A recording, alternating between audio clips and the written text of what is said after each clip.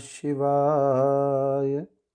श्री शिव महापुराण रुद्र संहिता सृष्टि खंड 17वां अध्याय।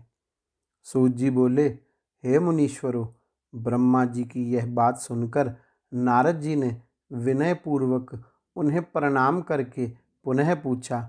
नारद जी बोले, भक्त वत्सल भगवान शंकर कैलाश पर्वत पर कब गए और महात्मा कुबेर के साथ उनकी मैत्री कब हुई? परिपूर्ण मंगल विग्रह महादेव जी ने वहाँ क्या कहा, यह सब मुझे बताइए। इसे सुनने के लिए मुझे बड़ी उत्सुकता है। ब्रह्मा जी बोले, हे नारद, मैं चंद्रमौली भगवान शंकर के चरित्र का वर्णन करता हूँ। वे जिस प्रकार कैलाश पर्वत पर गए और कुबेर की उनके साथ मैत्री हुई, यह सब सुनिए। कांपिल्य नगर में सोम याग करने वाले कुल में उत्पन्न यज्ञ विद्या विशारद यज्ञदत्त नाम का एक दीक्षित ब्राह्मण था। वह वेद वेदांग का ज्ञाता, प्रबुद्ध, वेदांत आदि में दक्ष, अनेक राजाओं से सम्मानित, परम उदार और यशस्वी था। वह अग्निहोत्र आदि कर्मों में सदैव संलग्न रहने वाला, वेदाध्यान परायण, सुंदर रमणीय अंगों वाला तथा चंद्रबिंब के समान आकृति वाला था। इस दीक्षित ब्राह्मण के गुण निधि नामक एक पुत्र था। उपनयन संस्कार हो जाने के बाद उसने 8 विद्याओं का भलीभांति अध्ययन किया, किंतु पिता के अनजान में वह धूर्त कर्म में प्रवृत्त हो गया। उसने अपनी माता के पास से बहुत सा धन लेकर जुआरियों को सौंप दिया और उनसे मित्रता कर ली। वह ब्राह्मण के लिए अपेक्षित आचार विचार से रहित, संध्या स्नान आदि कर्मों से परामुख, वेद शास्त्र आदि का निंदक, देवताओं और ब्राह्मणों का अपमान करने वाला और समार्ताचार विचार से रहित होकर गाने बजाने में आनंद लेने लगा। उसने नटों, पाखंडियों तथा भांडों से प्रेम संबंध स्थापित कर लिया। माता के द्वारा प्रेरित किए जाने पर भी वह पिता के समीप कभी भी नहीं गया। घर के अन्य कर्मों में व्यस्त वह दीक्षित ब्राह्मण जब जब अपनी दीक्षित पत्नी से यह पूछता कि हे कल्याणी, घर में मुझे पुत्र गुणनिधि नहीं दिखाई पड़ रहा है, वह क्या कर रहा है? वह तब तब यही कहती कि वह इस समय स्नान करके तथा देवताओं की पूजा करके बाहर गया है। अभी तक पढ़कर वह अपने 2-3 मित्रों के साथ पढ़ने के लिए गया हुआ है। इस प्रकार उस गुणनिधि की एक पुत्रा माता सदैव दीक्षित को धोखा देती रही। वह दीक्षित ब्राह्मण उस पुत्र के कर्म और आचरण को कुछ भी नहीं जान पाता था। 16वें वर्ष में उसने उसके केशांत कर्म आदि सब संस्कार भी कर दिए। इसके पश्चात उस दीक्षित यज्ञदत्त ने गृहसूत्र में कहे गए विधान के अनुसार अपने उस पुत्र का पानी ग्रहण संस्कार भी कर दिया। हे नारद, स्नेह से आर्द्र हृदय वाली उसकी माता पास में बैठाकर मृदु भाषा में उस पुत्र गुणनिधि को प्रतिदिन समझाती थी कि हे पुत्र, तुम्हारे महात्मा पिता अत्यंत क्रोधी स्वभाव वाले हैं। यदि वे तुम्हारे आचरण को जान जाएंगे तो तुमको और मुझको भी मारेंगे। तुम्हारे पिता के सामने मैं तुम्हारी इस बुराई को नित्य छिपा देती हूँ। तुम्हारे पिता की समाज में प्रतिष्ठा सदाचार से ही है, धन से नहीं। हे पुत्र, ब्राह्मणों का धन तो उत्तम विद्या और सज्जनों का संसर्ग है। तुम प्रसन्न मन होकर अपनी रुचि उनमें क्यों नहीं लगा रहे हो?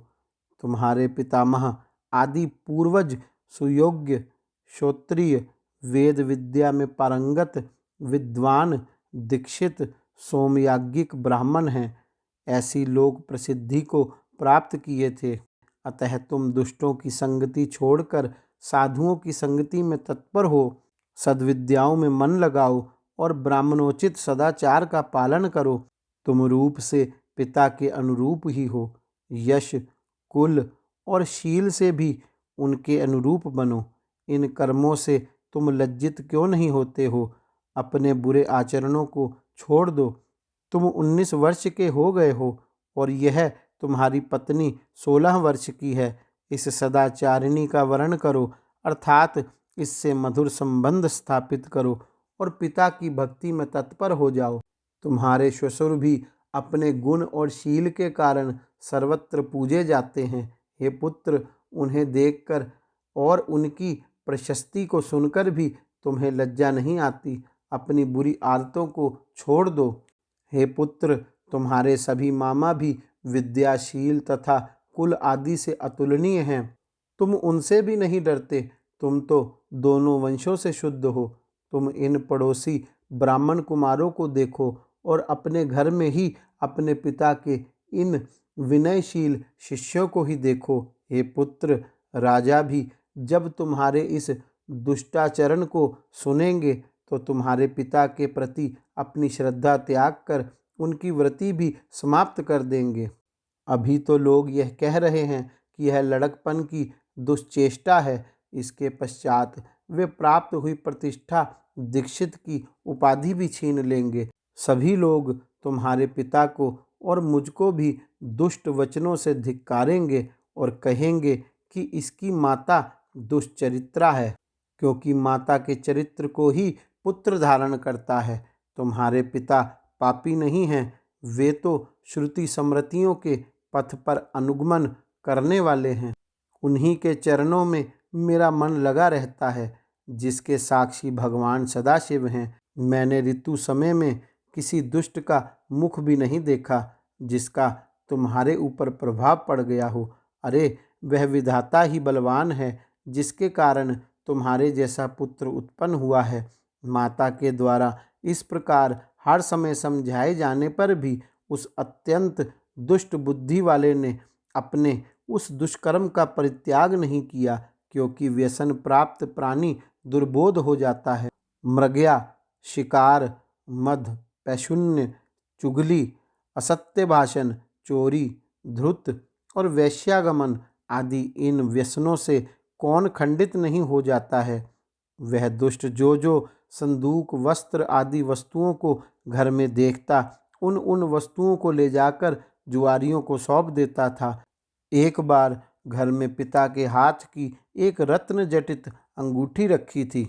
उसे चुरा करके उसने किसी जुआरी के हाथ में दे दिया।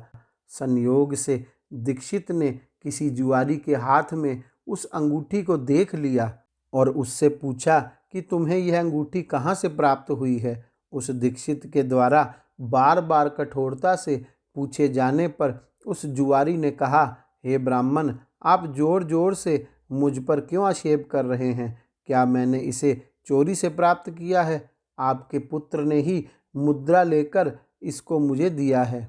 इसके पहले भी मेरे द्वारा जुए में जीत लिए जाने पर उसने अपनी माता की साड़ी भी चुरा कर मुझे दी है। उसने मात्र मुझको ही यह अंगूठी नहीं दी है, अपितु अन्य जुआरियों को भी उसने बहुत सा धन दिया है। रत्नों की संदूक, रेशमी वस्त्र, सोने की झारी आदि वस्तुएं, अच्छे अच्छे कांसे और तांबे के पात्र भी उसने दिए हैं। जुआरी लोग उसे प्रतिदिन नग्न करके बांधते रहते हैं। इस भूमंडल पर उसके समान कोई दूसरा जुआरी नहीं है। हे विप्र, आज तक आप जुआरियों में अग्रणी और अविनय तथा अनीति में प्रवीण अपने पुत्र को क्यों नहीं जान सके? ऐसा सुनकर लज्जा के भार से उस ब्राह्मण का सिर झुक गया और अपने सिर को वस्त्र से ढककर वह अपने घर चला गया। तदंतर वह श्रौत कर्म परायण दीक्षित यज्ञदत्त अपनी महान पतिव्रता पत्नी से कहने लगा। यज्ञदत्त बोला, हे दीक्षितायनी, धूर्त पुत्र गुणनिधि कहाँ है? कहीं भी बैठा हो, उससे क्या लाभ है? वह मेरी सुंदर सी अंगूठी कहाँ है? तुमने मेरे शरीर में तेल उबटन आदि लगाने के समय मेरी अंगुली से जिसको निकाल लिया था, उस रत्न जटित अंगूठी को लाकर शीघ्र ही मुझे दो। उसके इस वचन को सुनकर वह दीक्षितायनी भयभीत हो उठी और बोली, इस समय मैं मध्याह्न काल की स्नान क्रियाओं को संपन्न कर रही हूँ। देव पूजा के लिए अर्पित की जाने वाली सामग्रियों को एकत्रित करके मैं व्याकुल हूँ। हे अतिथि प्रिय, यह अतिथियों का समय कहीं अतिक्रमण न कर जाए, इसलिए मैं भोजन बनाने में व्यस्त हूँ। मैंने किसी पात्र में अंगूठी को रख दिया है, अभी याद नहीं आ रहा है। दीक्षित बोला, अरे दुष्ट पुत्र को उत्पन्न करने वाली, हे सदा सच बोलने वाली, मैंने जब जब तुझसे यह पूछा कि पुत्र कहाँ गया है, तब तब तूने यही कहा, हे नाथ, अभी पढ़कर वह अपने 2-3 मित्रों के साथ पुनः पढ़ने के लिए बाहर चला गया है। हे पत्नी, तुम्हारी वह मंजीठी रंग की साड़ी कहाँ है जिसको मैंने तुम्हें दिया था, जो घर में रोज टंगी रहती थी? सच सच बताओ, डरो मत।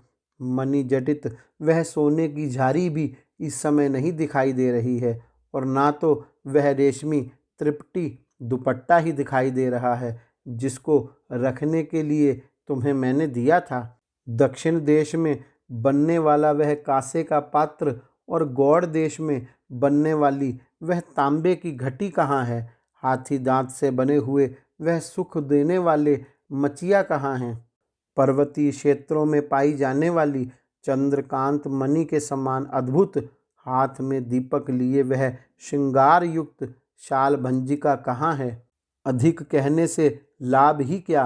हे कुलजे, मैं तुझ पर व्यर्थ ही क्रोध कर रहा हूँ। अब तो मेरा भोजन तभी होगा जब मैं दूसरा विवाह कर लूँगा। कुल को दूषित करने वाले उस दुष्ट के रहते हुए भी अब मैं निसंतान हूँ। उठो और जल लाओ, मैं उसे तिलांजलि देता हूँ। कुल को कलंकित करने वाले कुपुत्र की अपेक्षा मनुष्य का पुत्रहीन होना श्रेयस्कर है। कुल की भलाई के लिए एक का परित्याग कर देना चाहिए, यह सनातन नियम है। तदंतर उस दीक्षित ब्राह्मण ने स्नान करके अपनी नित्य क्रिया संपन्न करके उसी दिन किसी क्षेत्रीय ब्राह्मण की कन्या को प्राप्त करके उसके साथ विवाह कर लिया। इस प्रकार श्री शिव महापुराण के अंतर्गत द्वितीय रुद्र संहिता के प्रथम खंड में सृष्टि उपाख्यान में गुण निधि चरित्र वर्णन नामक 17वां अध्याय संपूर्ण हुआ। गौरी शंकर भगवान की जय। ओम नमः शिवाय।